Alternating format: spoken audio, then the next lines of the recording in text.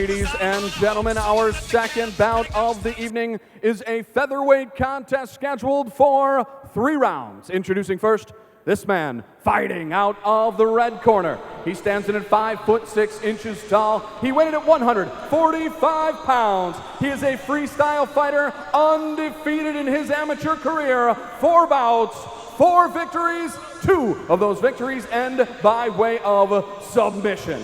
Representing the Denver Vipers, please welcome Robert, the Real Deal Trujillo.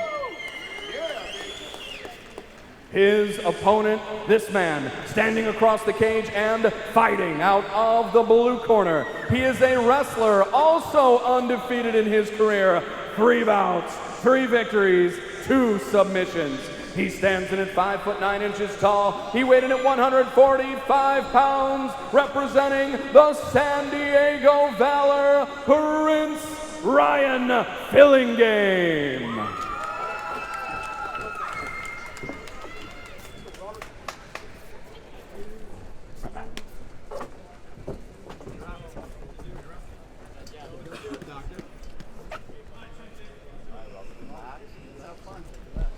All right, ladies and gentlemen, here we go. This is our featherweight tournament bout. Chris Garrity here with Seth Petrozelli. Our referee's getting us started here. Another one of my favorite weight classes here. Explosive and huge, and you know, I gotta say again, and he's about to pick him up and slam him here. Big time drop for Ryan Fillingame. That was a good takedown there, Seth. There was no give on that slam. Usually they bounce a little bit. That was just kind of a slam and then stay there. Boy, you know what? The evolution of this sport is evident right here in this featherweight bout. Have you seen amateur featherweights this big and put together before? No, I was just thinking the same thing. I didn't even think it was a featherweight fight. They look long and big. Yeah, and that's fantastic. It just shows the quality of fighter that really fights for fighter source and that moves on and can win a national title later on. Exactly right. And now, I was about to say, what Rob should do is really let go. Okay, good. He let go of that guillotine choke. A lot of people make that mistake. Not sure why that is happening. I think there was an elbow that landed, which go ahead and go over the rules again, Seth. Yeah, no elbows at all to the face, ever. Yeah, amateur rules slightly different from the pro rules. It looks like the referee's talking to him now. He pointed his elbow and pointed at his knee, so there must have been a couple different strikes thrown. He's telling him right now what he can't do. It looks like he's getting it together. I think he's trying to tell me monkey punch because it looks like that's what he's doing right now, Seth. You know what it was? He tried through a hammer fist and it hit more on his forearm and his elbow area, so he thought it was more of an elbow smash than a fist. Good job. Referee tells him what happened. No points being taken away, which is the way it should be. It wasn't done, it looks like, intentional or, you know, to end the fight illegally. So here we go. Back to it, our 145-pound bout. Ooh. Good rights and lefts from Trujillo. Yeah, Rob's got some fast hands.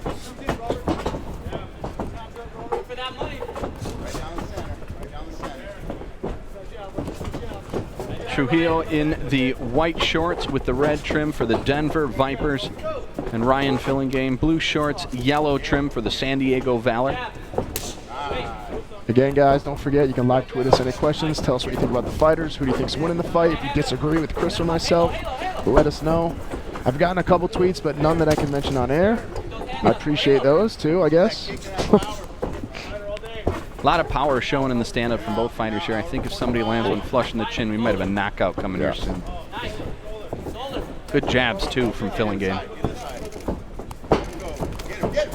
Oof, both these punches are missing by, like, millimeters, Chris. Like he said, one connects, it's going to be lights out. Yeah, and both guys going for broke. Usually doesn't end well when something like that goes on from both fighters. Just about 1 minute left in this first round, which is our featherweight bout. Now I notice that Ryan has the wrestling insignia on the side of his chest there. I've yet to see any sort of a takedown attempt or wrestling. It's been mostly striking, and beautiful striking at that. That's right. Another great outside leg kick shown from Ryan Fillingame.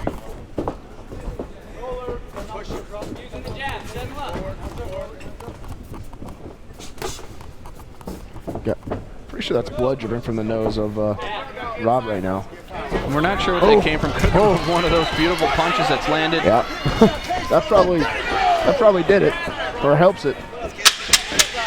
10 seconds left in the first round here of this featherweight bout, and there you go, your first takedown for this fight from Ryan Fillingame, just to put a seal on this first round. And there it is. It was a good level change as well, too. As soon as Rob came in pretty fast, Ryan level changed very well.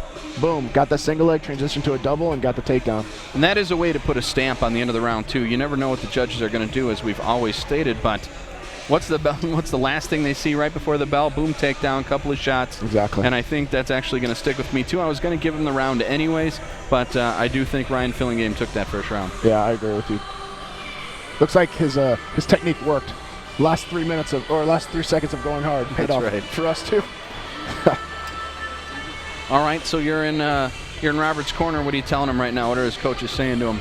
Well, right now, I mean, it was pretty much an even fight, standing up, back and forth, and you know Ryan got that takedown at the end. So I mean, why not try to work pressure him against the cage, and work for a takedown yourself? Try to even the score. I mean, you kind of know that the striking is pretty even at this point, unless he's telling him something technical with his hands and how to slip, get to the inside, and throw a nice punch that's going to knock him out. I would say pressure him against the cage and score some points. And I think both of these guys must have a decent ground game. I mean, they're both undefeated, but they also both have more submission victories than they do knockout victories. Exactly. And we're already seeing some power from the striking, so you never know what's going to happen with these guys, which is great. Right. Good left hand from Fillingham. Come on, Robert. Let's flow now. Let's flow. Nice spinning back kick. Answered right back with its own little spinning back kick. Got to time those, though. Best time to do those is when someone is rushing in, then you just see that front foot step forward just a little bit. You know he's going to come in with another two, maybe a one, and you see him about to throw the two. That's when you throw the spinning back kick. Plant one right in his midsection. Nice, another nice takedown. It's like almost like a Navy.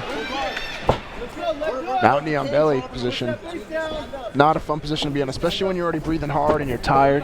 To have somebody's full weight pressure against your diaphragm like that, ugh. And that is absolutely deliberate right there, and you can see it. I mean, he's completely confident on top right now. And now it looks like Trujillo has given up his back, which isn't great, but now almost a... I don't know why he spun all the way around like that, to be honest with you. If I was Ryan, I would have stayed on his back the other way and avoided this with getting his legs tangled up with his arms. Not sure why he circled like that. Still good shots landed, and those are going to hurt anything to the midsection there. A little bit to the liver area. As we talked in our pre-show about the liver shots, if you stuck around or if you heard our pre-show, liver shots, extremely damaging. We even did some WebMD research on that stuff. Found out about. I mean, I knew it was painful. I knew I dropped from him before, but I didn't know anything about the drop in blood pressure. I mean, that makes sense. It's pretty crazy. It feels like my head's going to explode when I get hit in the liver. Yeah, for everybody watching out there on Fighter Stars TV, if you want to go back to our other episodes, if you saw them, there was a liver kick knockout from Alabama that was just absolutely fantastic, so make sure you check that out. Those knockouts are always some of the best. Good scramble here from Trujillo to get back on his feet, but it looks like Fillingham is just too strong at this point. Nice knees from the side. Again, there's no knees to the face, but you can knee all you want to the side, midsection, to the legs. It's like he's trying to transition to a guillotine.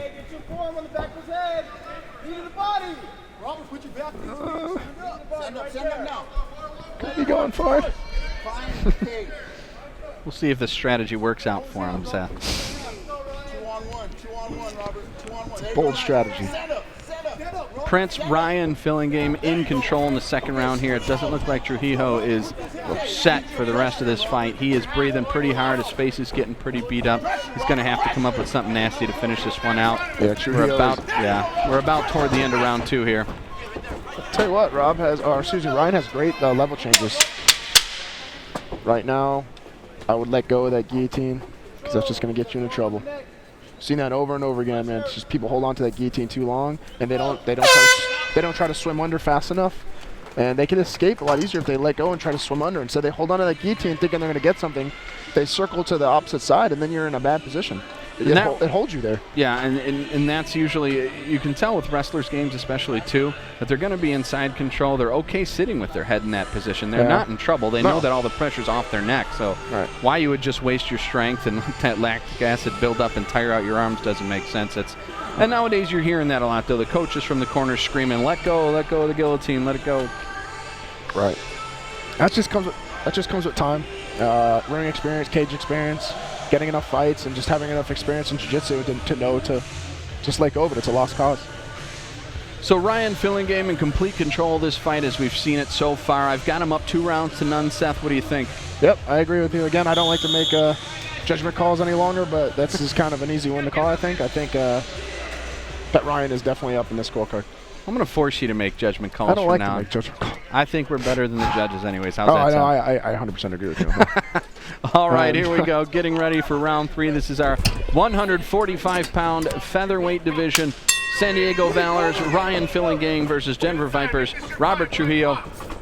Round 3. Let's go.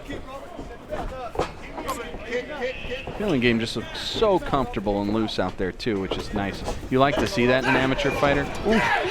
Good rights and left from Trujillo though, but look at this. Getting picked up and dropped. Went again for that same guillotine, but look at the smarts on Fillingame to turn him, land in side control, and get the pressure off his neck. And keep trying to circle to that correct way. Again, though, great level. Like, he got caught with the punches, level change, transition nicely for that huge takedown. And again, a big slam. Looks like he's trying to. Yeah, he can go for a reverse triangle right here. It's close. All he's got to do is get that ankle locked in there, and he's going to get it. Yeah. We just saw a fight end like that last night from one of the big fights last night. He doesn't have it completely locked in though. Yeah, it's his elbow's kind of blocking it. That would be a pretty nice little submission if he could get it though. How do you transition from this point? I mean, right now he needs to arch his hips kind of back like you're doing a leg curl and get that elbow out of the way. But Rob's doing a great job of keeping that elbow kind of in the way of him locking up behind his kneecap. But yeah, your face is wide open for punches like that. He can do back fist to the side of the temple. I was going to say that your patented monkey punch would be fantastic right now. Yes. All right, Robert, keep fighting it. He'll break it. Keep fighting it. Keep going, Ryan. Bad position for Rob Trujillo to be in right now. And I wonder if almost some of the bucking that he's doing is helping the triangle actually get tightened up.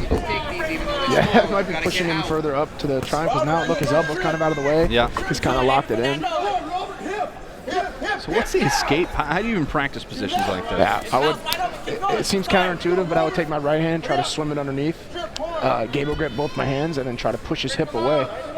I mean, at that point, though, your both hands are going to be locked under his hips, so you're going to be getting punched to the face, but what's worse, to stay here for another minute and get punched sporadically, or take 2 or 3 good shots and escape from it? I mean, it's... And you would hope at this point in the fight, you'd want his coaches to be yelling. You want him mentally to be thinking, I'm in desperation mode. I got to get out of here. Got to find a way to score some points. Lock hands under his hips and press up, almost like a bench press straight up, and buck. And we are at the 30-second mark of round number 3 in our featherweight bout here. Fresno, California. San Diego Valor versus the Denver Vipers. And it looks like Prince Ryan Fillingame is in complete control. Going to take away another unanimous decision. We're going to find out in just about 10 seconds here left in this fight. I actually just got a tweet from Rabbit Two Shoes asking, why do they call him Prince? Is he actual Prince? Prince is his nickname. That's what he wanted to be called. All right. We would actually, I think that'd be a great question. Why don't you bring that up in the post-fight interview if he is a winner? Okay. Say we've got a live tweet question. Why don't you ask him if where he came up with the Prince? I'm going to ask him. And if it's fake, I'm going to call him and be like, no, I want to be the Prince. Or King. I'll be the King. And you'll see us up very shortly in the cage. I think we've both got Ryan Fillingame as the winner of this fight. We're going to head over to the judges' score table, find out the score, and you'll find out just as we do in just a minute.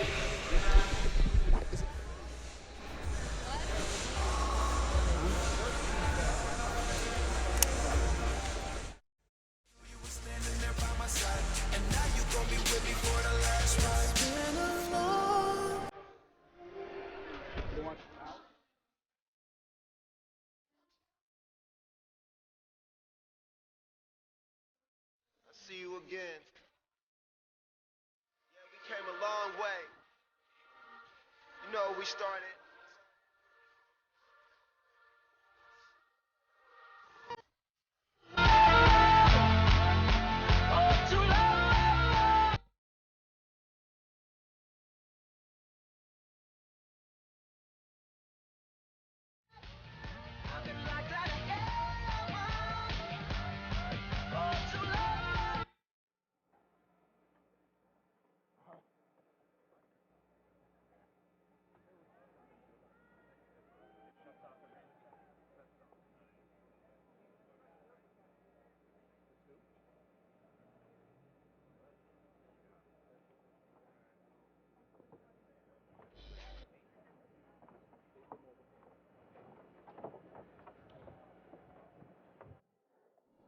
All right, ladies and gentlemen, after 3 rounds of featherweight action, we go to the judges' scorecards. Both Judge Tyler and Lawley have the bout 30-27, while McCoy has it 30-26, all in favor of your winner by unanimous decision. And moving on to Syracuse, Prince Ryan Fillingame.